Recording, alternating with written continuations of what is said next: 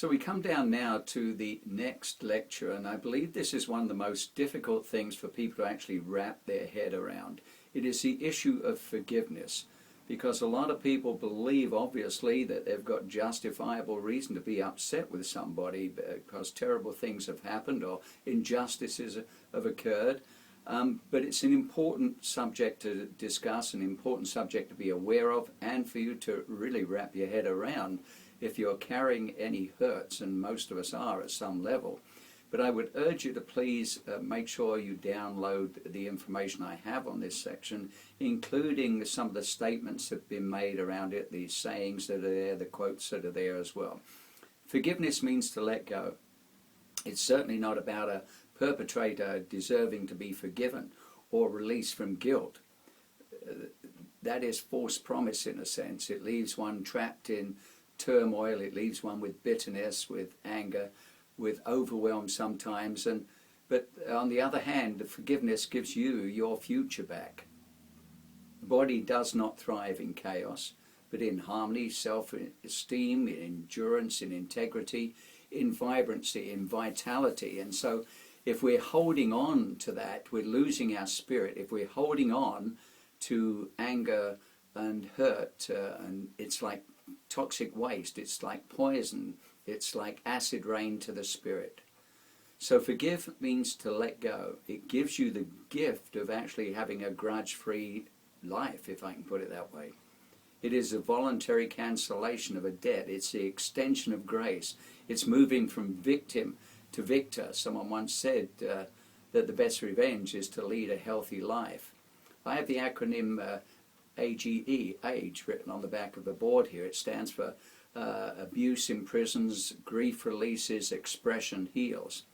So what can happen through releasing this, through letting go, through forgiving, it helps us create a new definition of ourself. Now, there are many ways to work on releasing. One is, first of all, to recognize you're holding on to something that's not working for you, but then how do we get rid of it?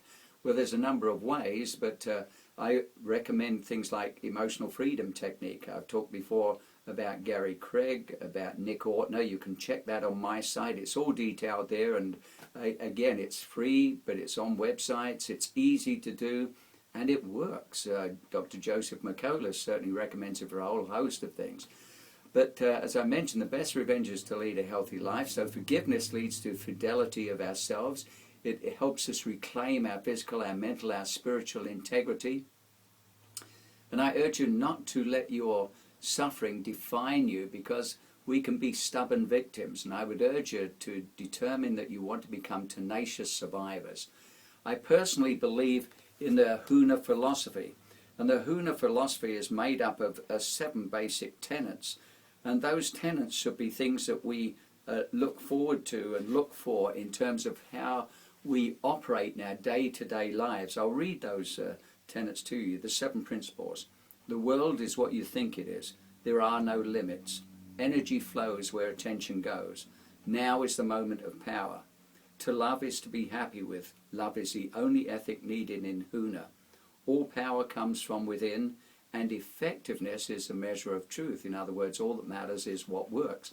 Now, the Huna religion, we talk about the kahunas, the sages, the shamans, etc., but they also have an incredible system of forgiveness. It's called Ho'oponopono.